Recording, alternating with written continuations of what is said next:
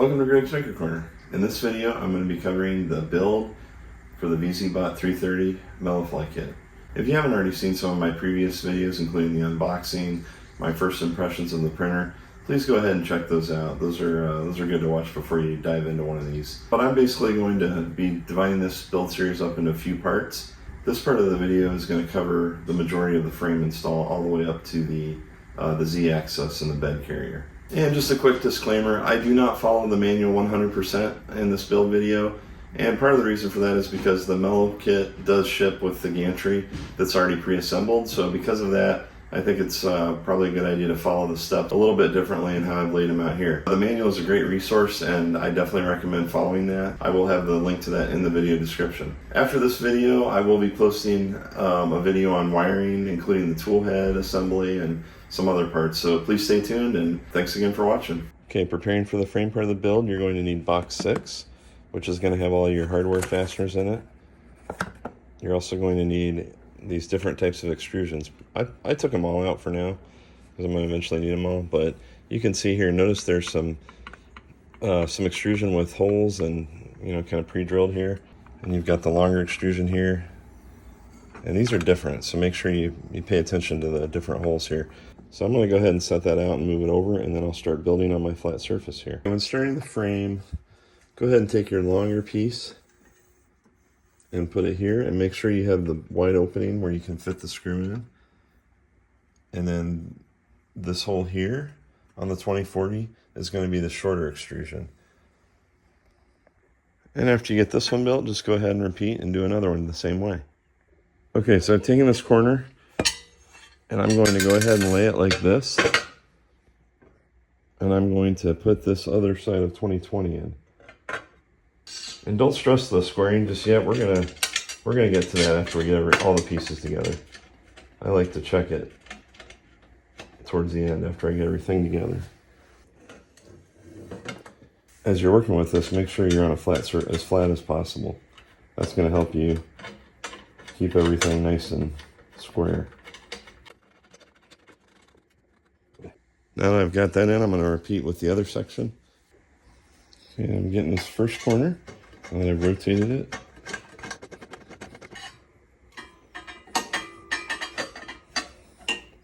And now I'm just going to do the next screw. And now I'm going to carefully rotate this way so I can finish up that last corner, really just the same way.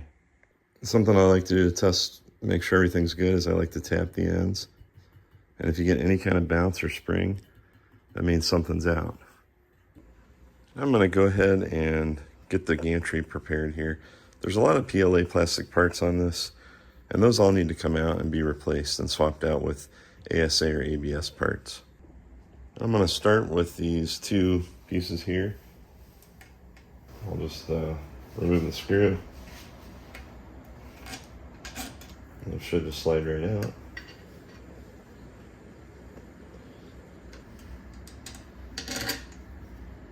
And I'll just tighten it up. I'm going to repeat for that corner.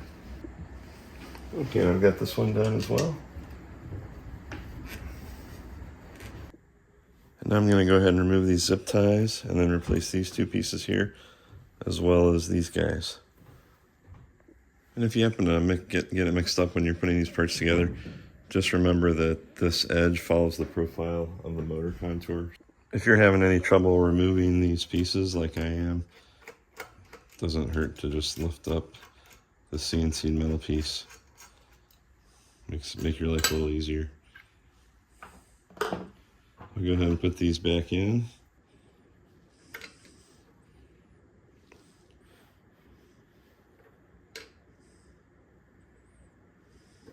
We'll tighten these back down. I'm going to go ahead and insert my screws. Make sure your washers are on there. You don't want to lose those. And just sink them down. And then don't forget to tighten these back ones, especially if you took it off. In order to do these parts here and swap out, which we're going to do next, there's actually lock nuts on the bottom, so you're going to need to remove the lock nuts. You can either use a pair of pliers, or if you have like a socket tool, you can use that. Okay, I've got this up on my work table, and I'm basically just going to hold these lock nuts here. These are kind of tricky. So I'm going to do it like that. I'm going to come over here from this side and just loosen it up. This is going to take a little bit of finessing, but you can see it's starting to loosen. So you are going to have to, unfortunately, it's a little awkward, but there's not quite enough room in there for a socket to get in, at least not my socket. Okay, I've got the first one out, and now I'm just going to finish up the second one. It's actually not too bad, but make sure you're careful handling those lock nuts. Okay, I've got it flipped up right side up. Now I'm just going to pop these out, and I'll swap it over. Something else we're going to need to do under these brackets is place these small shims, basically. And what you want to do is take your calipers and measure the thickness of the height of your carbon fiber beam here. It's supposed to be a height of 21 millimeters that you need. So I recommend doing this where you can measure it easily from the side. So I'll go ahead and show how I do it. So I'm getting pretty consistent readings of 20.4. What you want to do is subtract 21, which is the spacing you want, from 20.4. And it's a good idea to measure it as close as you can to here, and then repeat it for this side too. So your thickness may not be uniform. As you can see on mine, it's a little bit thinner in the middle, but you only need to worry about the corners. So measure right around here, and measure right around here from top to bottom, and then subtract that from 21 millimeters. All right, I've got it in there, and it is not moving around, so I think I'm good. I'm just gonna go ahead and put this in, and then get it screwed in nice and tight. And there we have it. The manual also does mention putting a spacer underneath the bottom, but I don't have any room, and I think that top one's gonna be good enough. So I'm gonna go ahead and leave it like that. Now that I've got all the plastic parts replaced, I'm going to go ahead and clean these rails, and then I'm going to lube them as well. Now in this kit, I really don't feel or see any grease. So I don't think there's anything on these. I think they're just stainless steel rails. All right, normally I would want to remove these rails to clean them and service them. But there's actually lock nuts holding these in, which isn't a big deal, but I cannot find the driver that'll fit on that. So I'm going to go ahead and just do it with them installed. I'm just going to take some IPA, run it over this entire rail. Just going to give it a good wipe down and make sure that I really try to get it in there. Okay, I went ahead and wiped these down. They were a little dirtier than I thought, so there is definitely some gunk and dirt on them. So spend the time. You might want to do this a few times just to make sure you get it all off. This is definitely going to be good enough for them to accept some grease or lube, which I'll show here in a minute. And I do recommend flipping it over like I've got here to do the bottom part of the Y. I use this on a lot of my builds, and I think it's pretty good. The other thing that I use a lot of, and you'll find on my channel, is this white lithium grease. And this is a heavy-duty lubrication, rust inhibiting, etc. This stuff works really well, but I do notice that it leaves a little bit of a white residue behind. But you can apply this even without the port. You could just get a paper towel, come in, and just kind of spray it in like that. So it's very easy to put this stuff on. But for the EP2, you can buy it in the syringe. There's a nice tip in here, and if you're lucky, the tip will fit in the port. But you can do that. This kind's going to take a lot longer.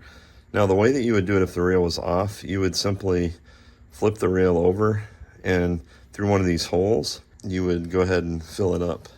So this white lithium grease is kind of a go-to. I put this on my Voron 2.4, which is thousands of hours of printing on it, and it's fine.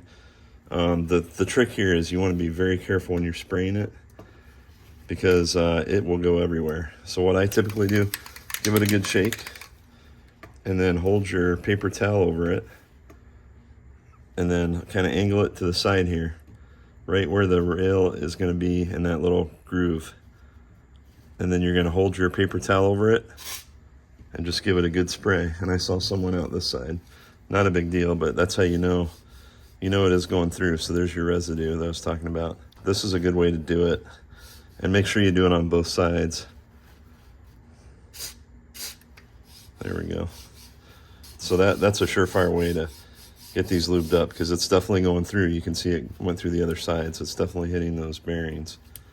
And it's going right in that track, which is where you want it. I would do it a few times just to make sure you got enough on there.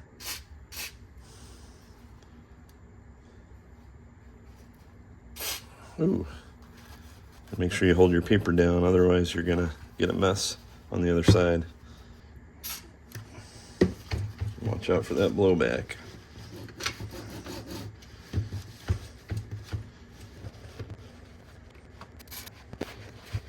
All right, I think we're good on the rails.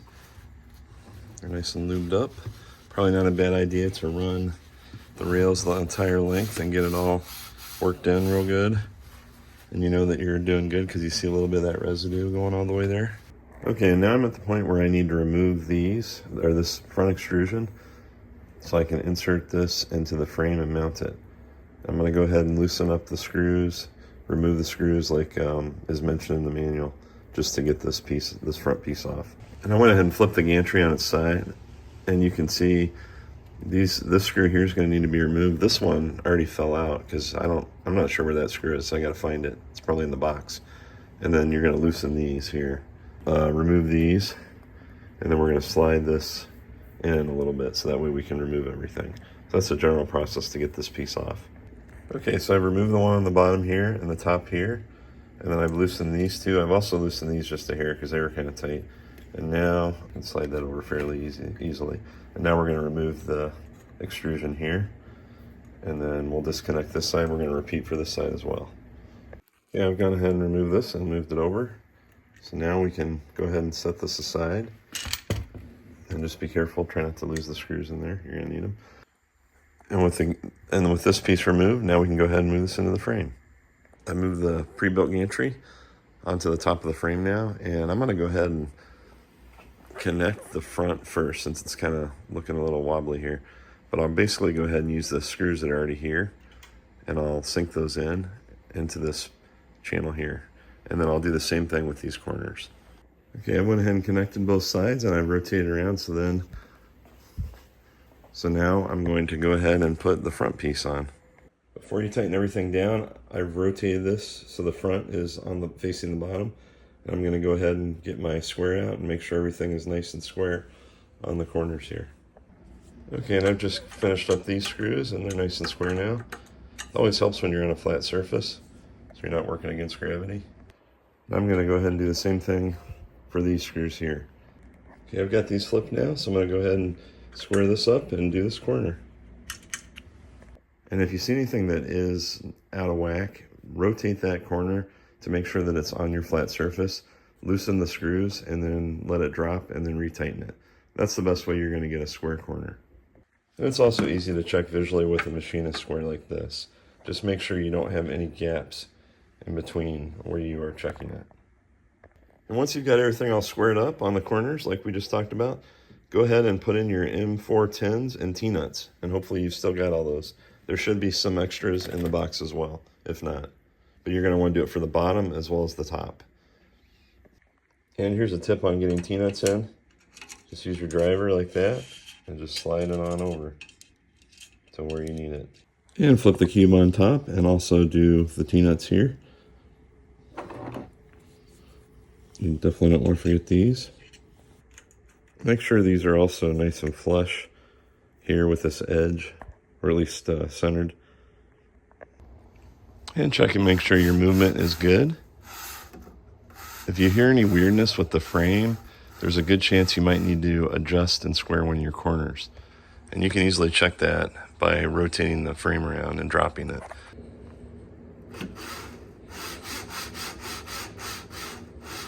This seems pretty good to me. Okay, I'm going to go ahead and prepare these corner brackets.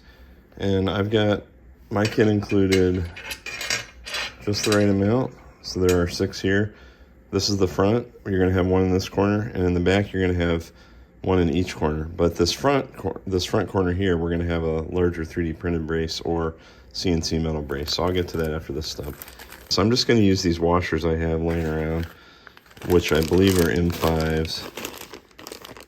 Yeah. You're just going to go ahead and put your washer on. If you don't have any washers, just order some. M4 T-nut on the other side of it. And just kind of get it in there. And then you're going to do the same thing for this screw here. And then once we do that, we're just going to transfer it over to here. Make sure it goes into both channels before you tighten them down. And go ahead and sink those in. And it's just going to help keep everything nice and square. And that one's good. Just jiggle it around, make sure it's not moving. And then just repeat that for all the corners, and I'll show that here in a minute. And I've got these in all the back corners, as well as the front now. So that's how it should be looking. All right, I'll go ahead and prepare these. Just going to drop your screw in there. Hold that in with the driver. And put our T-nut on the end. It's nice and steady. Okay, that one's in. Then I'll repeat with this one. All right, now we're going to take this, align it like that. And I did order some of the CNC version of these, which I'll be, once I get them, I'll just swap them out. These are easy to get in and out. Okay, make sure that's not moving. And then we'll just repeat the process for this other side. Okay, now I've got the other one in. It should be good to go on the frame. Next up, I'm going to go ahead and install these handles. You are going to need some M4x10 screws, but make sure you get the socket heads. They should be in that same box, box 6. You're also going to need some T-nuts. And to prepare these parts, I'm simply going to preload these M4x10 socket head screws. Then I'll just put a T-nut on the end of them. I'm going to give that a couple turns. I'll do the same on this one. Now I'm just going to go ahead and lay that into the top of the frame and fasten down. And I've got this roughly centered. You may want to get out the measuring stick, but just go ahead and tighten it down. And once you've got that done, you can just repeat for the other side. Okay, now I've got both handles installed. And just a pro tip, the distance from the outside edge to the handle edge here is about 15 centimeters.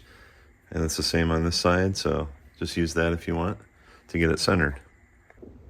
To finish off the frame, we're going to insert the cable holder in the back of the center of the frame. Just go ahead and prepare a button head M410 with T-nuts on the back like I've got here.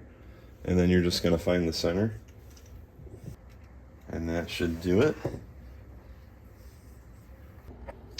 I almost forgot these guys. These are the end pieces that go into the extrusion. And go ahead and just snap those in. And if you're lucky, they should fit in pretty easily.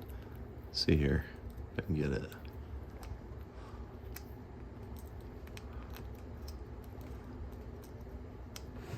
Yeah. I went ahead and just kind of lined it up and then just give her a good push. And it should fit right in like that. Well, unfortunately, there was a little bit of a problem here. These will not insert all the way in. I'll show you here. They get stopped by the bolt by about maybe a couple millimeters. So what I did was I created a remix. I asked around the Discord, and apparently this is a known issue. So it's because of, this was originally designed for the Tronxy, and the Mellow Fly is a little bit different. So I've got a red one now. I decided to go ahead and print a different color anyway. And at this point, you just want to add these to all 4 corners on both sides of the cube. Next up for the ZAxis, you're going to need all these parts. The M4 bag with some various screws. These pieces here, the lead screw and rods, the bearing holders, and the pulleys. As well as these 3D printed parts that are going to help you set this into the frame. Okay, go ahead and get this part out. This is the bottom piece. And then you're going to get a rod, you're going to insert it in, and I'll show you how I do that. And then get an M412, make sure it's a button head. And then make sure you're using a straight driver as well. Don't use a ball joint because you can very easily strip the screw. So I'll go ahead and you're going to have to apply some pretty good torque on this. Yeah, see, that still wasn't enough. So make sure you get this in here with sufficient force. And once you get those sufficiently tightened, go ahead and just eyeball this. So we're gonna set it up here, and I'm gonna check my distance with this tool here. And that's about where I want it. And now before I proceed, I'm just gonna slide it over so I have a rough idea where it's at, because I need to put in some slide in T-nuts here. And I'm just gonna slide these over because these are gonna be difficult to get to once I've got everything screwed in. So I think it's a good idea to just line things up before you obviously make sure you can access it where it's gonna need to be. So the next thing we're going to do is we'll go ahead and lay this on its side for a second and take these M4x12s and feed them into all 4 of these holes except for the 2 in the middle. And then we're just going to put some regular M4 T-nuts on the end, which I have in my bag here. I'm going to need 4 for each side. Just a couple turns is all you need.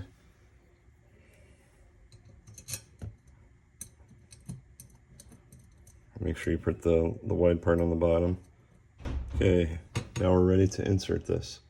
Before I lock it in though, I'm going to drop in some screws into those roll-in T-nuts just to make sure that I've got contact. So that one I think I do.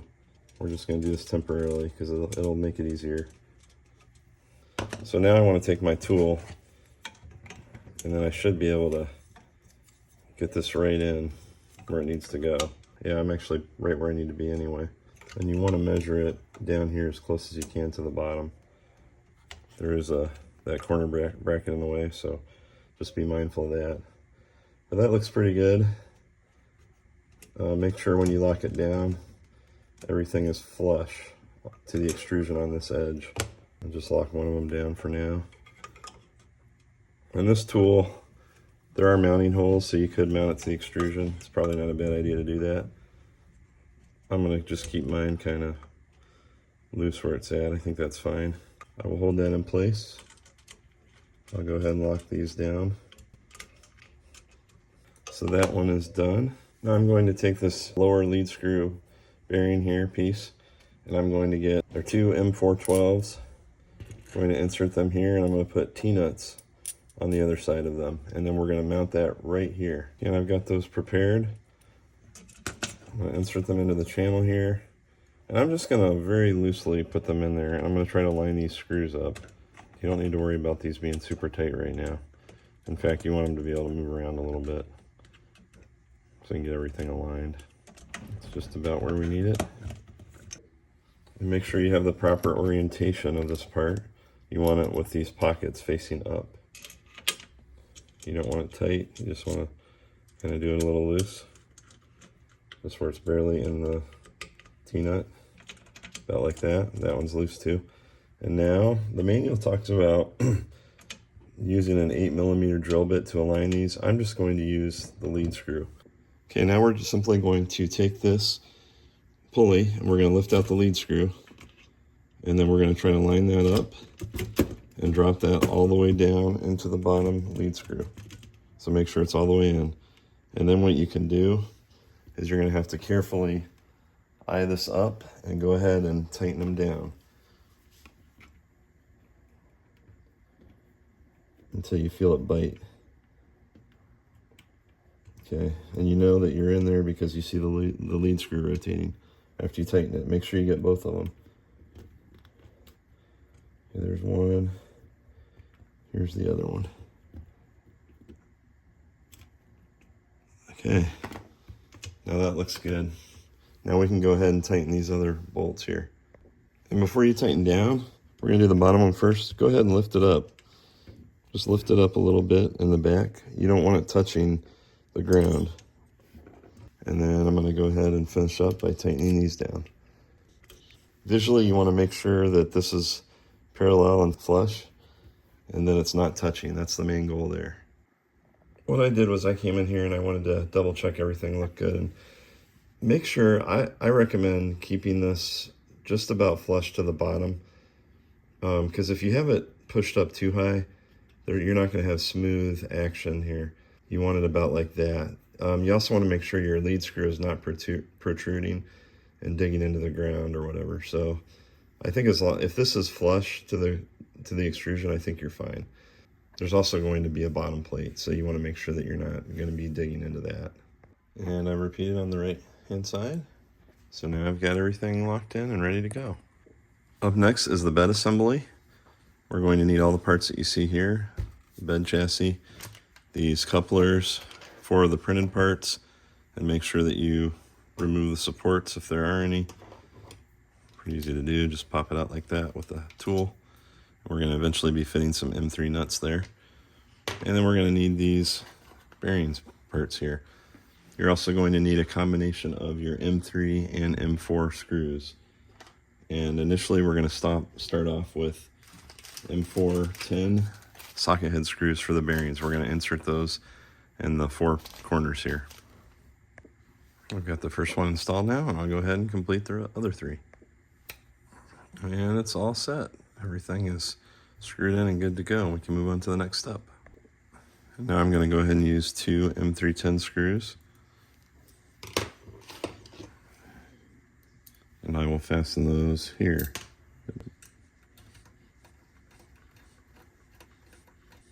Okay, that one's in.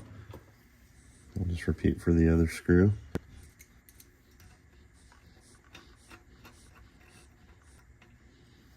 And then repeat this step for the other side over here. And now this side is done. So we got both of these, and now we're going to go ahead and place these couplers back on top. They should just slide right on. There we go. All right, I've got this installed, but all you're going to do is you're simply going to drop this down on top of these rods, and then you're going to slowly turn these and turn them to the left, so counterclockwise. So use super lube on both of these lead screws to make sure everything goes in smoothly.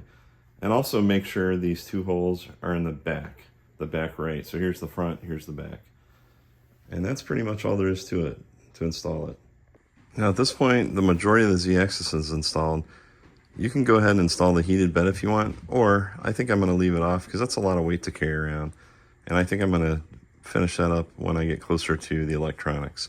So for now, I've just got this piece here. Now I'm going to go ahead and install these top pieces on the top of the rods here. And you're going to need all 4 of these pieces. You'll also need these M4x16s, and those are going to thread into the holes here to tighten around the rod. And then you're going to need M410s to secure the top along with the T-nut into the frame. The first thing I'm going to do is go ahead and place these on the rods. And you can place them inside like this for now, and then we'll twist them and put them in. Okay, I'm going to take my M410. I go ahead and insert that through, and then you want to go ahead and put a T-nut on the end of it. Okay, and now we're simply going to slide this all the way up to the top here. Before you tighten down the top piece, it's a good idea to double check that you're in position, and this is looking good. And here's how it looks on the outside. You can see you've got screw access here to tighten down that T-nut, and go ahead and tighten that down. Okay, I've now got that in, and I placed my M416 bolt in here, and now I'm just going to go ahead and tighten it down. And once you get that in, go ahead and repeat for the other 3 pieces. And if you do run into binding, just use your alignment tool and make sure that all your front rods here are equally spaced. And now it's time for the Z motor, and you're going to need this pulley. You're going to need the Z motor, and you're also going to need several bags of screws, including the M310s, as well as the M410s and some T-nuts. And the first thing you want to do is go ahead and tighten this pulley down. I'm just going to go ahead and put some Loctite on it as well and put it in place, but put it about like this. The position doesn't matter as much yet because we're going to align that later. I'll go ahead and get my Loctite on my screws. This is always a good idea because if this loosens up, you may not realize it until you lost a print. I'll just lift it up a little bit. One thing to pay attention to is there's a D shaft, so you want one of these, at least one of these screws, really only one, but you want the screw to be able to make contact with. So here's the flat part of the shaft right here. You can see that. So we want one of these screws, the one I just Loctited, I'm going to orient so I can go ahead and lock it into place on that. And then we will be adjusting the height of this later, but so that one's in. This one actually has 2 flats. Usually I just see one. Make sure you orient this in such a way that you've got your screws hitting on both these flat shafts. Not all motors may have this, but the Mellow kit does. And by the way, in case you're wondering, these are LDO motors. There's the serial number. And next up, I'm going to take my motor and I'm going to take this plate and I'm going to mount it like this, where this connector is kind of going the same direction as the plate. And you're going to use the M310 screws to mount this.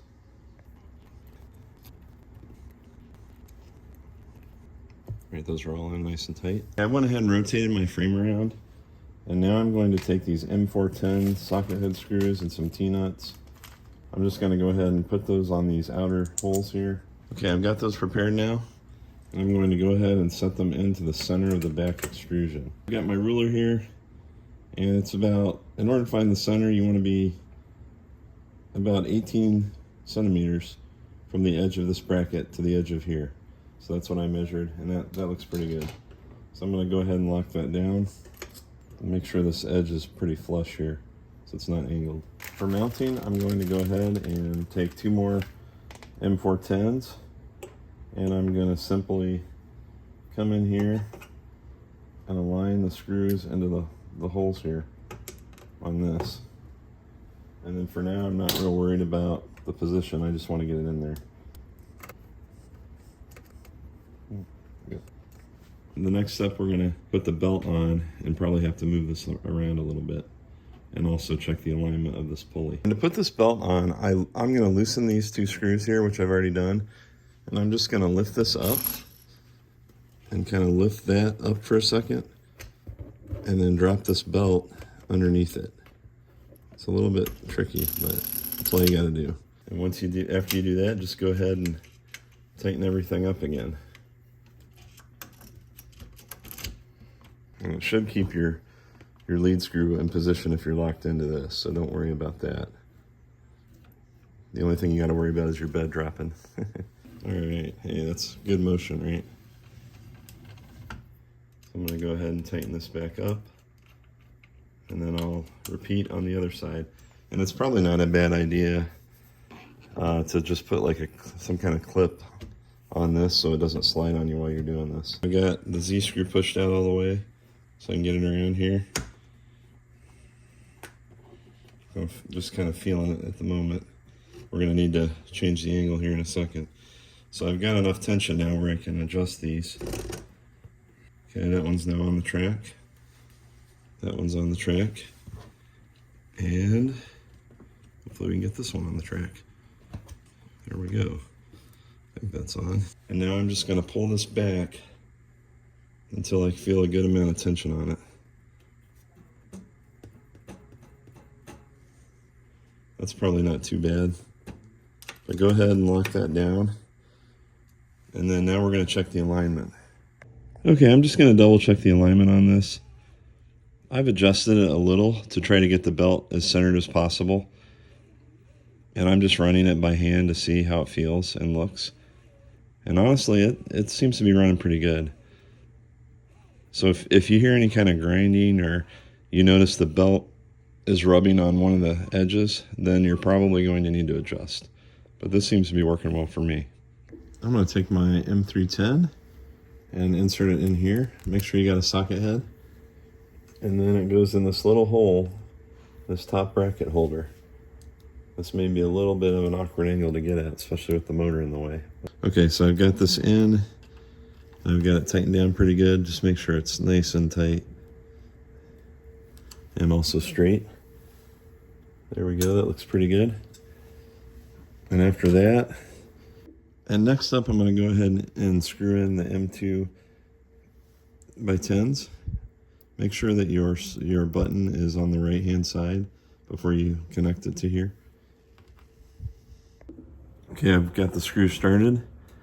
Just go ahead and tighten that up. Yeah, it's kind of stuck. Turn it. Shoot. Yeah, I think those are in good. It's not moving around. All right, for this last part, I'm going to take this M335 screw that I have here. I think you're supposed to use then you're gonna also need an M3 hex nut. And this is what's going to make contact with the limit switch. So I'm gonna go ahead and thread that on there, like so. And then once I've got that maybe 3/4 of the way down, you're gonna come in from the bottom of this hole on the corner here. And then you're going to go ahead and rotate in. I don't know that it really matters for now where that goes, because we're going to fine tune that later. And to test it, we can run the belt up and it should hit our limit switch. There we go. And for the cable chain connector, I've got this piece here, which is a little different than what's in the manual. I've also got two M310s, and I'm basically just going to screw it in from the top right here. And that's pretty much all there is to this part. Okay, I've got those two screws started. I'm just going to go ahead and get them tightened up. Okay, that goes in nice.